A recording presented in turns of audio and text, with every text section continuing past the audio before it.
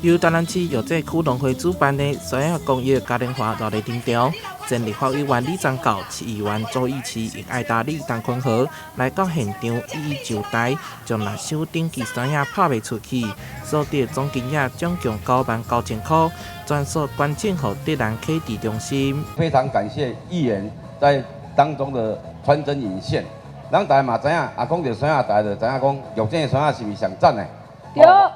阮药剂吼，药剂区农会目前阮的业务，阮的酸亚绝对无去拍卖市场。阮的酸亚伫阮的本场处理了，内销、外销兼加工。全台酸亚产量台南上济，全台南又搁以药剂上济。根据统计，今年台南市酸亚产量大约89000吨，虽然丰收，也毋过出现产销困难的情形。前立委李章教就提出，要恢复销往中国的市场。中国大陆，你讲伊阿爸也好，伊无理也好，但是伊的市场遐尼大，就咱台湾农民迄边的立场，咱伊只要甲咱买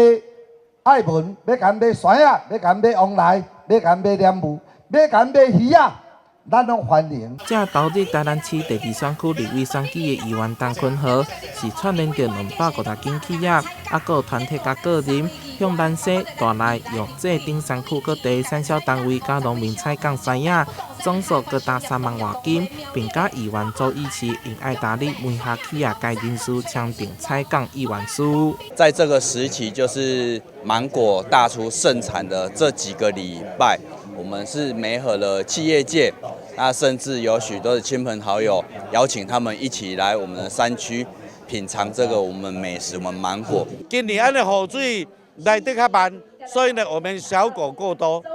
啊。但是按落尾去吃酸亚嘛是袂歹哦，所以呢，困了安尼，拜托安尼企业界吼来买南面的啦南面就是讲伊个按遮买酸亚较贵，但是是南面的小果呢嘛要拜托呢大家共同来甲